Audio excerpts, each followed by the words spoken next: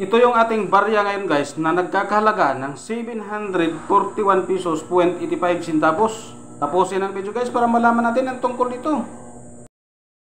Ang baryang ito guys ay ang 1 Sen Bank of Negara, Malaysia na mayroong taon na 1990. Ginawa ito guys noong 1989 hanggang 2008. Ang value nito guys ay 1 sen. Sa Pilipinas guys ay umabot lang ito ng 14 centavos. Mayroon itong komposisyon guys na copper clad steel. May timbang ito guys na 1.74 grams at ang kanyang diameter na 17.78 mm. Mayroong thickness na 1.26 mm. Ito guys ang ating obverse. Ang value divides the date below hibiscus flower. Hibiscus rosa sinensis blossom. Mayroong lettering guys na Bank Negara, Malaysia, 1 Sen 1990. Ang translation, Malaysian National Bank, 1 Sen 1990. At ito naman guys ang ating reverse, Rebana Obi Drum. The hibiscus is the national flower of Malaysia.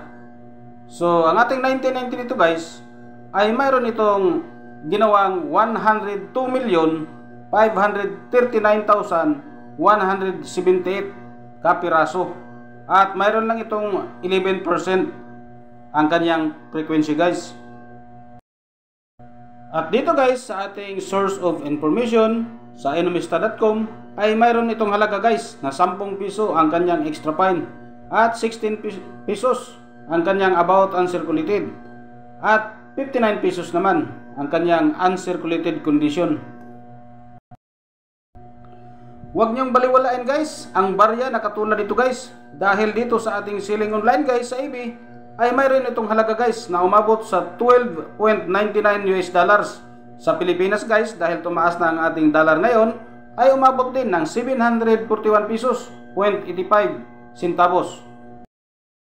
Ang baryang ito guys ay napaka-common lamang doon sa lugar ng Malaysia. Dito sa Pilipinas guys ay bihira lang ito makikita natin dahil hindi naman ito tinatanggap sa Pilipinas guys. Dala lang ito ng ating mga OFW. Kaya napakaswerte mo guys kung marami kang mga ganitong mga barya guys.